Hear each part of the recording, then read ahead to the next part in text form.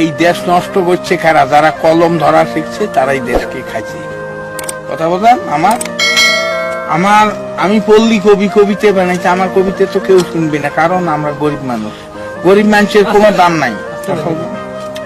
তা এই যুক্তি হলো কি জানেন, কেয়ামতের নমুনা জানি কিন্তু মানি না, গোনাগার দুযুগী হবে সে কথাও তো শুনি না। গুন্ডে পান্ডা হারামখোর তারে হলো তো দিন দুপুরে মানুষ মারে তারে হলো দুনিয়া।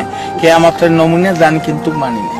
সরকারি চাকরি করে, বেতন 5,000, 50,000 টাকা মাসে খরচ দেখি তার, বাকি টাকা কেমনে আসে সে কথা আর বলি না। কেয়ামতের নমুনা জানি কিন্তু মানি না।